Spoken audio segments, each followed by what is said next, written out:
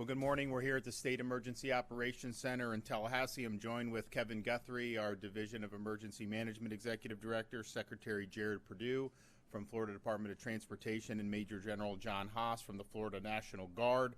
As you know, as of 8 a.m., Hurricane Helene is now a Category 2 hurricane. It is located 365 miles south of Apalachicola. It is expected to speed up throughout the day, and it's expected to make landfall in northern Florida sometime this evening.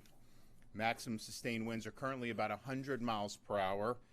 It is possible that this storm could make landfall as a major hurricane, as a Category 3, or even potentially a Category 4. It is moving fast. More rainfall is, of course, expected, and it could lead to significant storm surge in our coastal areas. And so we are prepared for that, of course, and we'll see what happens in terms of the intensification. I think that these things can rapidly intensify. Sometimes they become major. Sometimes there's changes. So we're just going to continue to do our thing and assume that this is going to be a major hurricane when it makes landfall.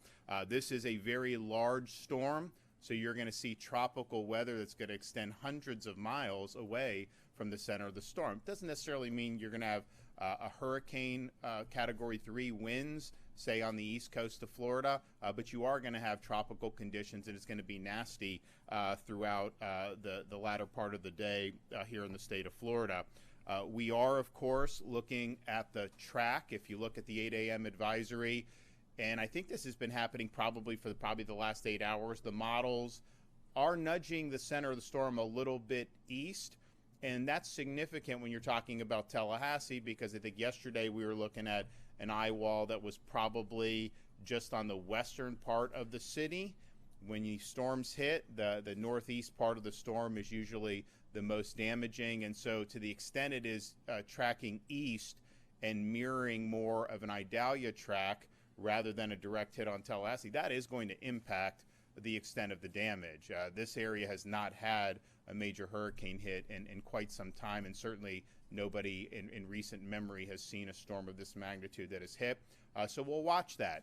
There's no guarantee that it's going to continue on that trend, but we have seen that slight trend, and that could potentially be very impactful if you're talking another 30 or 40 miles to the east versus maintaining course or even toggling a little bit west. There will be debris either way. Obviously, if it hits direct into Tallahassee with the trees that we have here, and it's nice, but it will cause a lot of damage. Kevin and his team have been working with local governments throughout the state, but particularly throughout this region, about making sure they have their debris contracts ready to go.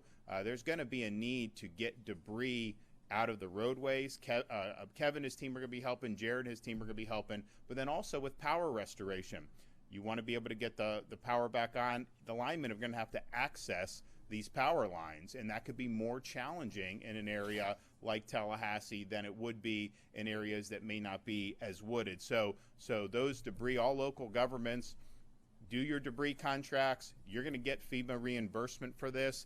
Fiscally constrained counties, we've stepped up at the state level and helped them in the past, but I think you can anticipate that there's going to be a need for some serious debris removal. So please take the appropriate steps. As we've said all along, this storm was never projected to make landfall on kind of the Florida Peninsula Gulf Coast, whether you're talking about Sarasota, Tampa, some of those areas, but because it's such a big storm, it's churning a lot of water. And so you're going to see surge all up and down the west coast of Florida. The water is going to rise, and that is going to create hazards as well. So just because you're outside the cone, and I think a lot of those parts on the west coast of Florida are probably outside the cone, that does not mean that you're not going to see significant impacts. We have overnight had 14 different tornado warnings. There's likely to be more of those throughout today. Warnings were issued in Palm Beach, Hendry, Glades, and Collier County. Now, parts of our state are starting to feel the effects already. Certainly, if you're in North Florida, you still have time to execute your plan, but you got to do it now. You have time to get to a shelter, but you got to do it now. Every minute that goes by brings us closer to having conditions that are going to be simply too dangerous to navigate. But if you are in the northern part of the state and you have access and you're in an evacuation zone and you've been told to evacuate, you do have time to do it now, so do it. But don't wait another 6 hours, 7 hours and say, oh man, this thing looks big, and think that you're going to want to go out. That will be very hazardous to do that. With all of the evacuation orders, there's going to be a time, and some of that time may have been reached in southern parts of the state, where your local official is going to tell you it's too late to stay put. I don't think that we've reached that in northern Florida yet, but wherever you are, if your local EM officials say that it's too hazardous to go and that you're better off just hunkering down, heed that advice. I know Jared's talking about with the folks about the winds. We're looking at the Skyway Bridge is having, I don't know if they've closed it yet, but I think that was imminent. So you're starting to see this. So just listen to your local officials depending on where you are in the state. And there will become a time in North Florida as the hours pass today where they may tell you stay put. But don't put yourself at risk. We have fatalities on the roadways in hazardous conditions almost every storm, and those can be avoided with proper planning. Remember also, we're going to experience power outages. A lot of people use generators, and that's great, but please use the generator properly. If you use the generator inside your house, that could kill you. You got to keep the generator outside the house, a safe distance from any doors or windows. You can't let the carbon monoxide get into your home. So please use the generators appropriately. Also, in terms of shelters, so if you are in an evacuation zone, you've been ordered. Some people just recommended evacuation. Some people may not have been told to, but they look and maybe they feel like they need to get out. There are shelters available. If you want to look at the shelters available in your particular county, go to floridadisaster.org/shelters, and you will see the options that you have. All counties are required to have at least one pet-friendly shelter. So please do not leave your pets behind. Make sure that you take them with them. We want to keep our pets safe in addition to our families.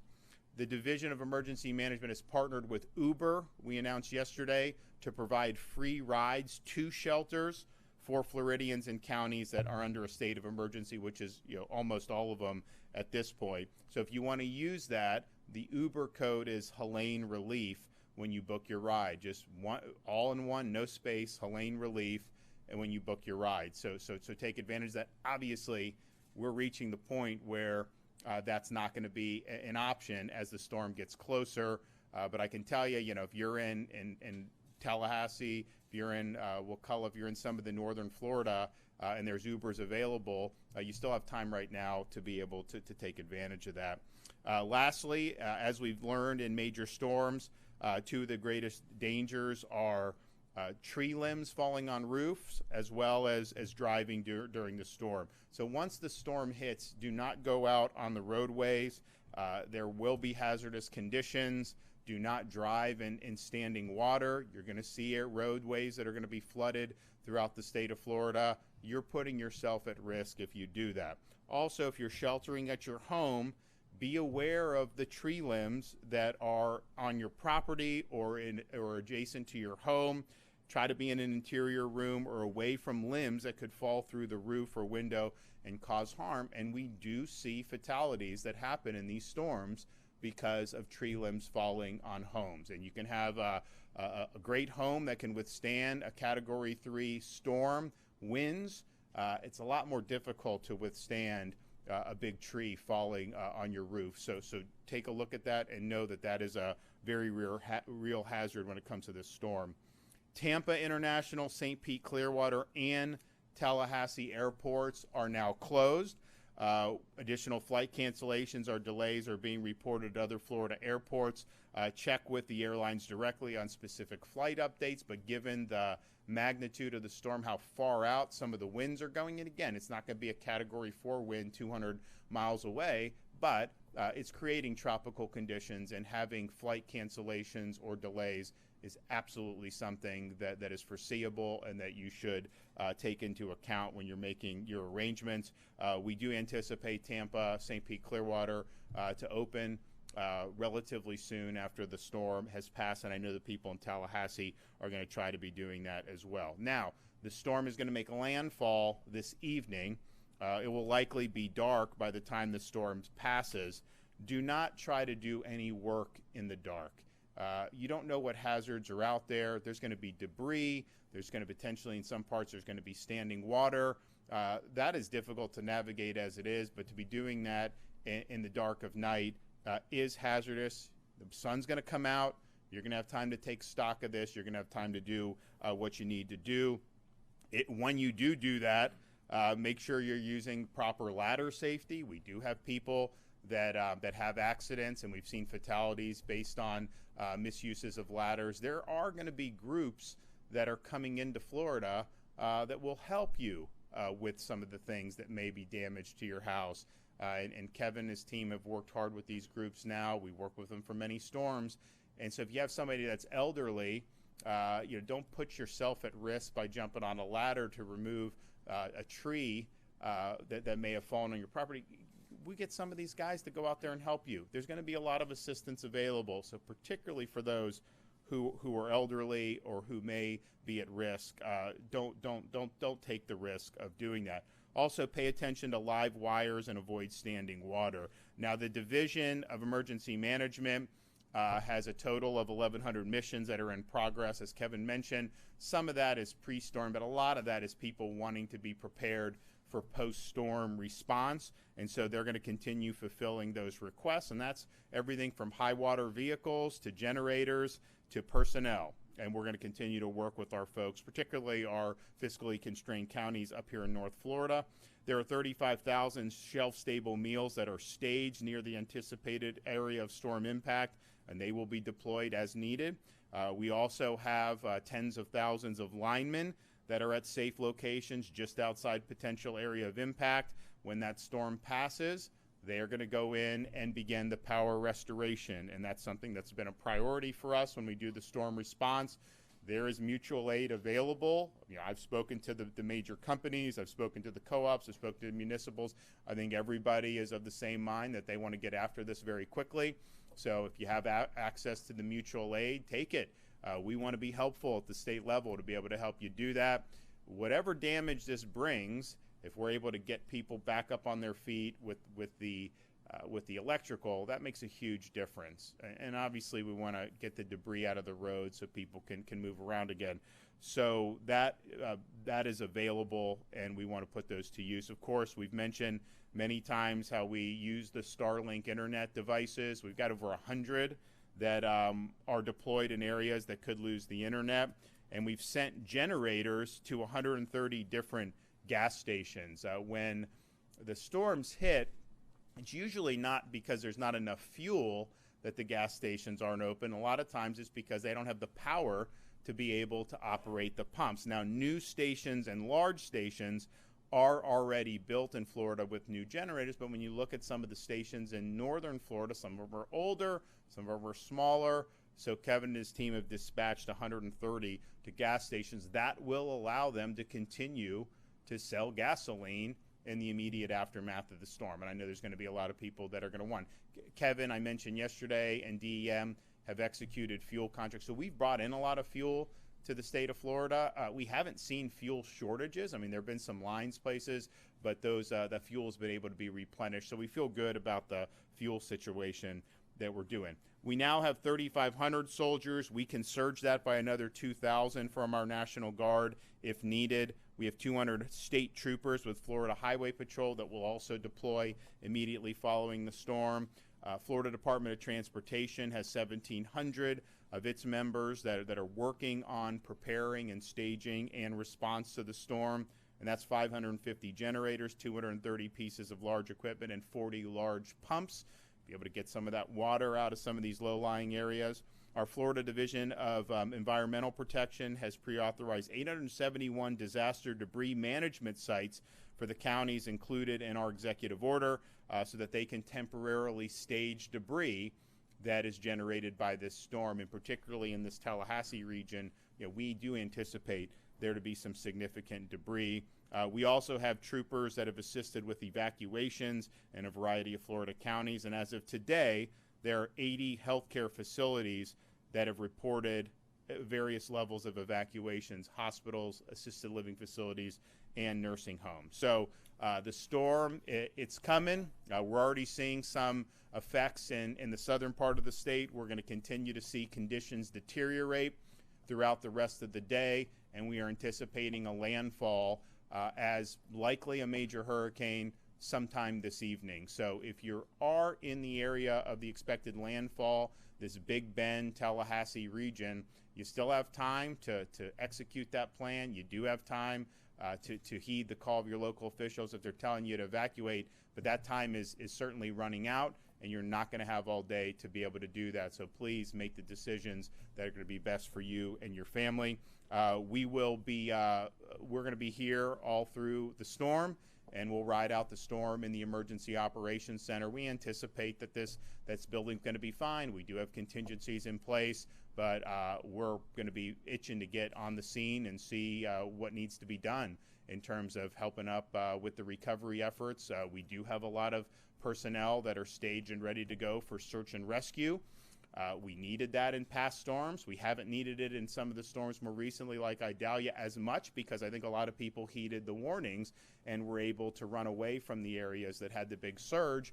We'll see what happens on this one, but we've got all our assets that are mobilized, ready to go. I've also been in contact with the sheriffs from the surrounding counties here, and they've been working with their residents about the impending storm. They've assisted with evacuations, but they also understand that some people have made decisions that they're going to hunker down, even though they were requested to leave. So regardless of how that shakes out, if there's people that are going to be in distress, we're going to be there to be able to assist in those efforts. And with that, I'm going to bring up Kevin Guthrie. Thank you so much, Governor. And again, thank you for being here early with us and staying with us throughout this this impact that's going to be happening over the next 24 to 36 hours. With that being said, conditions in the Big Bend area today will continue to deteriorate, as the governor has mentioned. There is a danger of potential life-threatening storm surge along the west coast of Florida, including the Big Bend. Some areas could experience 3 to 5 and as much as 15 feet of storm surge today. Again, as I think visuals are always good. The men standing here with me are, around 6 feet tall, maybe a little bit taller. And, that's going to be as high as we can reach. It's going to be much higher than that. So you cannot survive that. So please make sure you're evacuating the area. If you're in the North Florida area, you do have time to evacuate, but that time is now. It is right now. You need to be moving to a location. We have shelters across the Big Bend area that are available. So please, if you need that information, floridadisaster.org/shelters to find out where a shelter is available for you. Please remember that evacuating doesn't mean you have to go all the way to Atlanta, Georgia. In fact, as the governor said yesterday, it's probably not the best place to go is up towards Georgia, as this is where that storm is going to go and dump a lot of rain. You only need to drive tens of miles. Again, get yourself to a shelter. That's where we need you to go. If you don't want to stay in a shelter, then yes, you're going to need to move west towards Pensacola, towards the deeper portions of the Panhandle, and seek some type of shelter in a hotel there. Again, you can get to that through our website by getting to Visit Florida and get that information. As the governor said before, we have the free Uber ride, so please make sure you're taking advantage of that. Again, we do not have a lot of mass transportation in the fiscally constrained counties around Tallahassee, so the division has activated a bus contract, and we are providing buses to individuals in the surrounding communities. If you need a ride and you're in the Big Bend area, you've got the Uber capability, but you also have the ability of calling 1-800-729-3413. Again, that's 1-800-729-3413, and we will send a transportation asset to pick you up. Again, we need to act on that right now. If you choose to shelter in place, you need to stay put until the storm has passed. I would also encourage you to call somebody and tell them you're sheltering in place. That way, there's some type of check and balance there so that we know that you did not evacuate. Again, we don't want you to shelter in place, but if you decide to do that, make sure you call a friend or a loved one outside the area and let them know. But don't forget to call them after to let them know that you're safe. If you hear trees snapping, this is a very, very valid point. We haven't really had an opportunity to talk about this. If you hear trees snapping around your home, treat it like a tornado. At that point in time, get to an interior portion of your home, most likely a bathroom, get as low as you can. If you have some type of protective material, a heavy blanket, a comforter, maybe a very, very small thin mattress, get to that point, put it over the top of yourselves, and hunker down there. Treat it just as you would a tornado. You will hear tree snapping. Pine trees snapping sound an awful lot like fireworks or potentially gunshots. So please make sure if you hear that, act immediately. Get to the interior portion of your home, away from glass, most likely a bathroom, and stay there until you hear that sound stop. If, again, for the people in the Tallahassee area, if all of a sudden it goes from catastrophic trees popping to absolutely nothing, that does not mean the storm is over. What that actually means is you're in the eye of the hurricane. All right? Do not go out and survey damage. This eye is projected to be anywhere from 50 miles wide to 20 miles wide.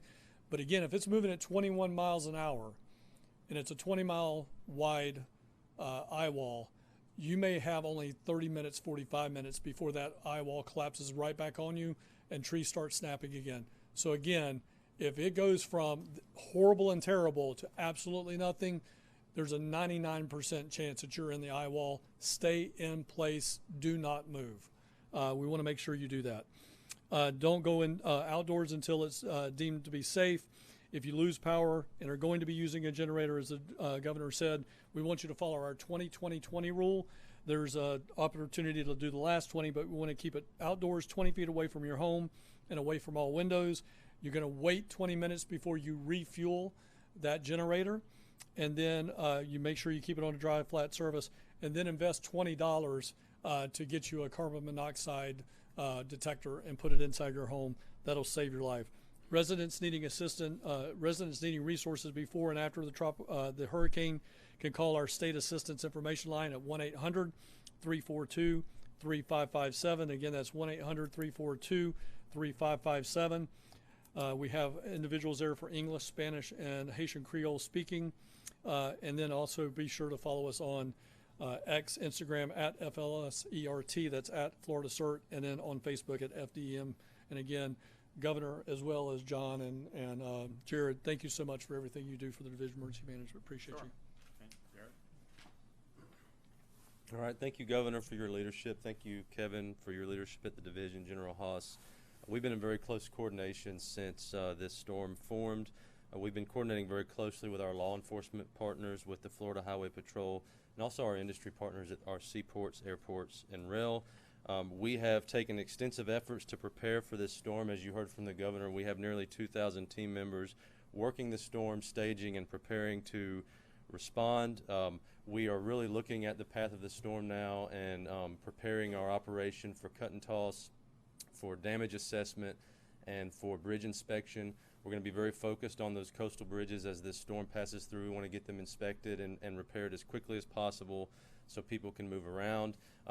In the path of the storm, I-10 and US 98 are two major routes that we're going to be looking at. US 98 obviously has some vulnerabilities along the coast, so we're going to be focused on those. There will potentially be a lot of vegetative debris, a lot of trees down. Those trees can be wrapped in power lines. Please do not get out and explore. It can be dangerous. If you see water on the road, please do not drive through it, especially if it's around a culvert or a bridge. It can be very dangerous to drive through water. We have 120 bridge inspectors on standby. They will deploy immediately as soon as it's safe to do so. We're already beginning to see high wind speeds on the west Gulf Coast of Florida. As you heard from the governor, the closure of Skyway is imminent.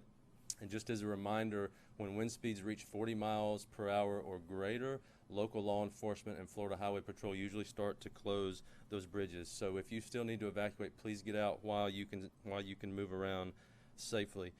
As the storm passes through, FL511.com is the most reliable place to get information on road closures, detours, etc. We will be updating that website live as the storm passes through.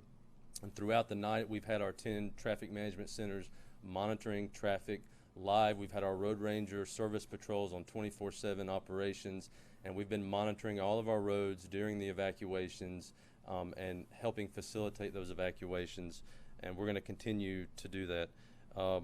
Again, as the storm passes through, please remember there will be a lot of trees down, there will be a lot of vegetative debris. Do not drive through water. You heard from the governor, Tallahassee Airport, Tampa Airport, St. Pete are all closed. We hope to see those open up as soon as possible after the storm passes through.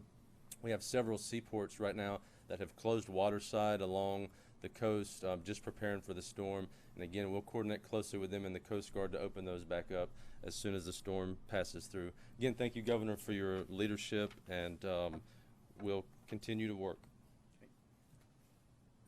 Also, as the for folks that are in these low-lying areas that could experience major storm surge, electric vehicles, when they have the saltwater intrusion, that has generated fires in the past, and those are very difficult fires to put out. So if you do have one of those, try to get that to higher ground as well, because it does represent a hazard for the safety. And we actually had in Ian, we had homes that were completely fine withstanding a Cat 5 impact, and then got burned down because of the EV that was in the garage and caught fire. So try to avoid that if you can. Again, if you are particularly if you're in northern Florida, I mean, you can leave now if you're in an evacuation zone.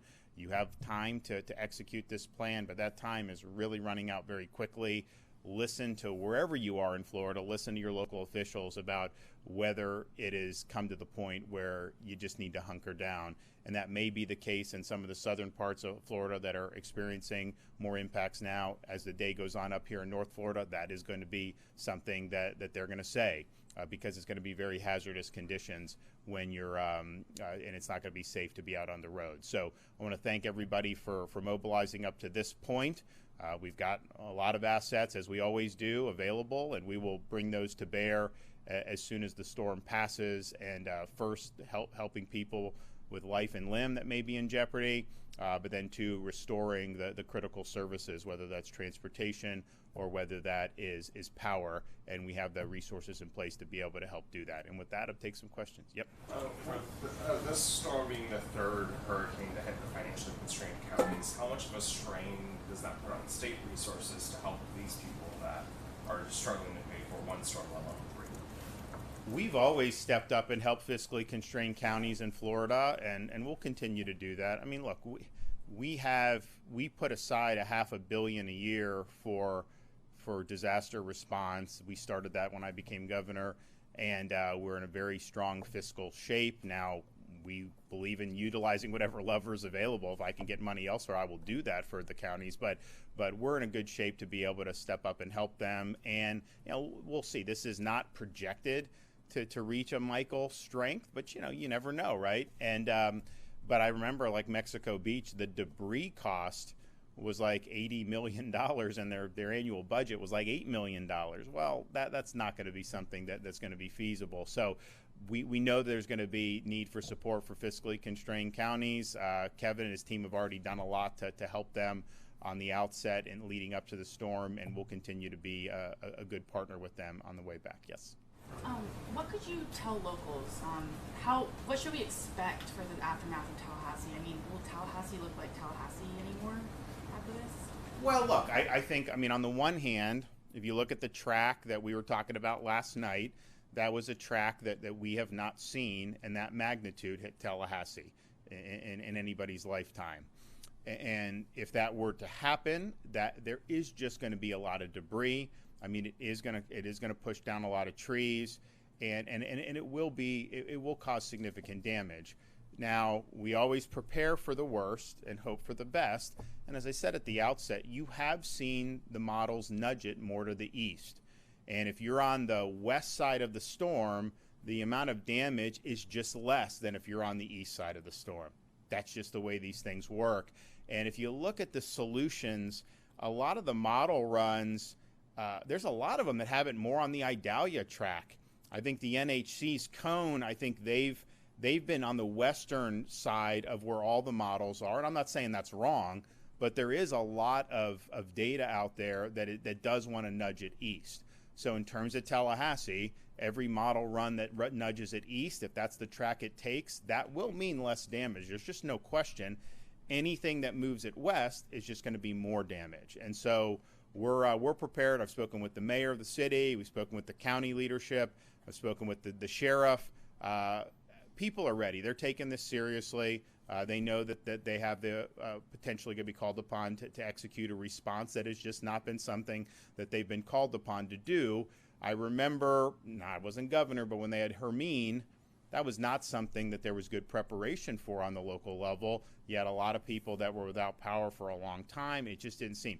That is not the way it's being done this time. So I think that from local up, people are taking it really seriously, and we're going to respond accordingly. But this track change is going to make an impact. And if you told me it was going to hit 50 miles east of Tallahassee, then I'd be comfortable saying that the impacts would be less than what the track was yesterday, because it has to be. That's just the way these storms work. Yes. I'm wondering what the scenario is that you're managing now on the power specifically for the affected Big Bend counties. Are we talking a couple weeks, a month, maybe without power? I mean, just well, a lot of times it just depends on the extent of the damage. I mean, we had Idalia. We had that was the fastest restoration from a major hurricane in the history of our responses. And part of it is because we had mutual aid with these electrical co-ops and the municipals. Just the way it is. I mean, the private utilities have more manpower, right? So if you're in an area, Florida Power and Light or Duke, they have, some of the smaller outfits just don't have as much. So Kevin and his team, we've worked really hard to provide that mutual aid. Now, if you're talking about Tallahassee, the more debris that's there, that could interrupt the ability to get to the power lines. And so we're going to have Jared, we're going to have FDOT, they're going to be helping. I've spoken with the county and the city about making sure they have debris contracts ready to go, but getting the utility workers to the place where they can hook it back up is going to be something that's important. Now, if it's more of an Idalia track, this is like deja vu all over again, right? I mean, we had Idalia, we had Debbie, very similar tracks. If this does nudge east, you're going to have a storm that, maybe it's more powerful than Idalia, maybe it's a little less. We'll see. Idalia reached Cat 4 before landfall, and then it receded to a Cat 3 when it hit landfall. So you could have something that's very similar. So I think there's a lot. But we're going to have over 30,000 linemen that are going to be staged and ready to go. I would note that there are some relatively minor power outages across the state, largely because of these tornadoes that we've seen. Now, those companies, a lot of that's FPL, and they'll get that back on very quickly. But I think the municipal and the rural co-ops, they've really embraced taking mutual aid. They've embraced going in and trying to get the stuff back on as quickly as possible. Now, if there is damage to not just the lines, but the underlying system that can be destroyed in these things, then that makes, because you have to rebuild the system. Now, it didn't happen in Idalia. It did happen in a couple areas in Hurricane Ian right there on the coast. Now, hopefully, there's not a projection that this is going to be as powerful as Ian, but you never know. This is they've got a great runway in the Gulf of Mexico. The water's warm. It's deep right where the storm is now. It could rapidly intensify.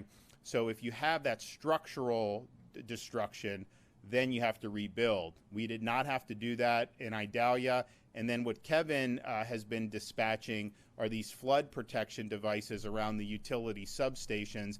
And I think a lot of them have utilized that up here. So they've been able to do, and what that does is, if you have some surge, if you have a flood, it can keep that substation operating. And that makes a huge difference in terms of the power restoration. So we've got huge amounts of assets that are ready to go.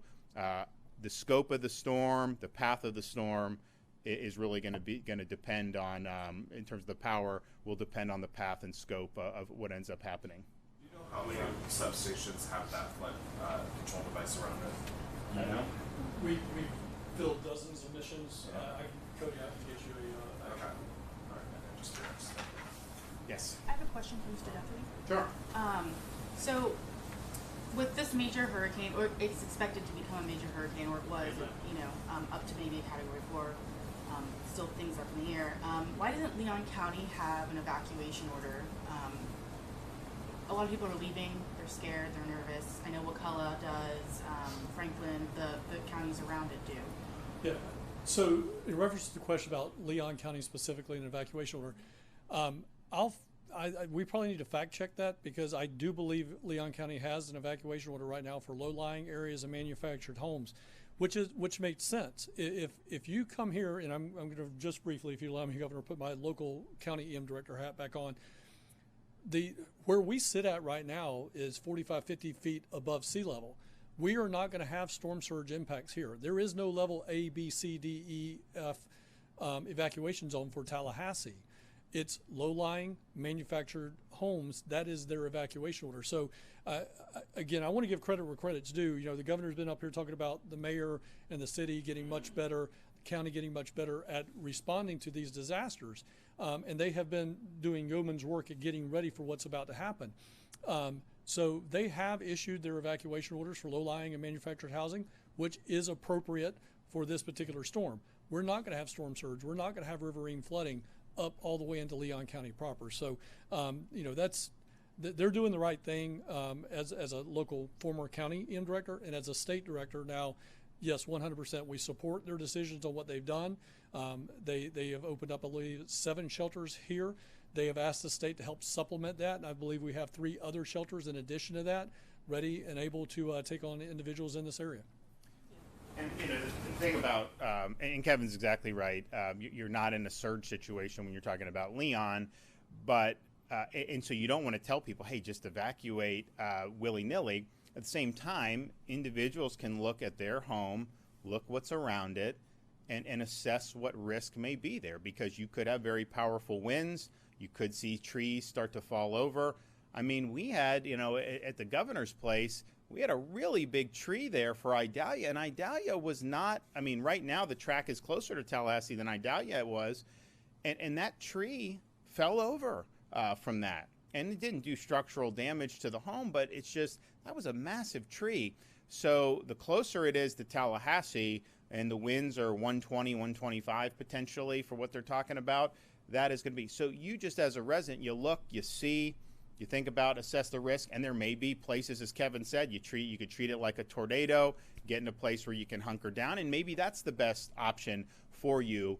But it's hard to just fashion an evacuation order around that. I think you just got to trust people to make their own judgments. But debris is going to be an issue. Trees falling is going to be an issue.